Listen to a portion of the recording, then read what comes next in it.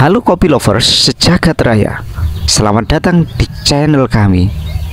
Ngopi dulu biar nggak sedih. Di sini kita bakal bahas segala hal tentang kopi, tapi yang bukan cuma bikin melek, tapi juga bikin happy. Hari ini kita bahas topik penting, yaitu ternyata kopi bisa mencegah depresi. Wah, kopi bukan cuma bikin melek, tapi juga bikin mood naik. Cie, yang sering galau, sini ngumpul, kita bahas bareng. Oke, jadi gini, kita semua tahu kopi itu minuman favorit sejuta umat. Tapi ternyata di balik kenikmatan secangkir kopi ada senjata rahasia buat ngusir rasa sedih yang suka datang tanpa undangan. Kenapa bisa gitu? Karena di dalam kopi ada kandungan kafein yang punya efek ke otak kita. Tapi bukan buat disuruh kerja lembur ya. Lebih dari itu, kafein bisa mempengaruhi neurotransmitter alias zat kimia yang ngatur suasana hati. Dan dua dari zat itu adalah si ganteng dopamin dan si manis serotonin. Nah, ini dua sejoli ini tuh kayak mood booster alami. Kalau kadarnya naik, tada, kita jadi lebih semangat, lebih bahagia, dan yang jelas nggak gampang baper. Penelitian juga udah bilang bahwa orang yang minum kopi secara rutin punya resiko depresi yang lebih rendah.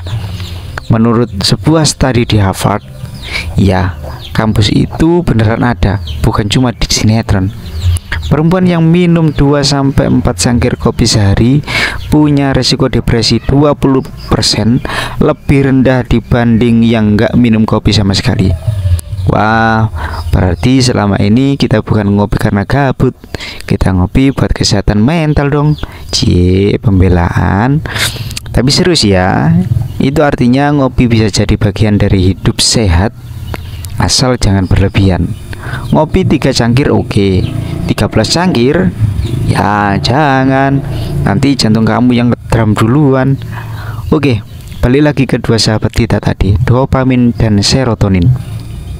Dopamin itu dikenal sebagai hormon bahagia yang dia bikin kita ngerasa puas, termotivasi, dan senyum-senyum sendiri habis ngelihat notifikasi gajian.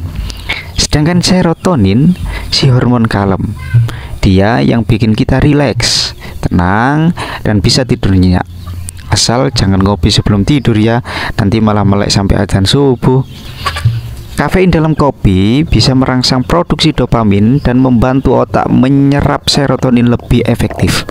Jadi bukan halusinasi yang kalau habis ngopi itu tuh rasanya lebih hidup dan mood jadi cling. Tapi ingat juga, kopi itu bantu, bukan obat utama. Kalau kamu atau orang terdekatmu beneran struggling sama depresi, tetap harus cari bantuan profesional. Psikolog itu bukan buat orang gila kok, tapi buat orang yang butuh didengar. Kopi bisa jadi teman, tapi bukan penyembuh utama. Jadi nikmatilah kopi dengan bijak. Kalau bisa ditemenin teman atau pasangan sih lebih mantap. Tapi kalau enggak, kopi plus playlist galau juga enggak buru-buru amat sih. Hehehe. Nah, itu dia guys. Ternyata kopi bukan cuma penyelamat pas deadline, tapi juga penyelamat mood. Jadi lain kali kalau lagi bad mood, mungkin kamu bukan butuh motivasi hidup, tapi butuh kopi. Kalau kalian suka konten ini, jangan lupa like, share, dan subscribe. Tulis di kolom komentar kalian paling suka ngopi kapan, pagi, siang, atau pas galau tengah malam. Sampai jumpa di video selanjutnya, dan jangan lupa ngopi dulu biar nggak sedih.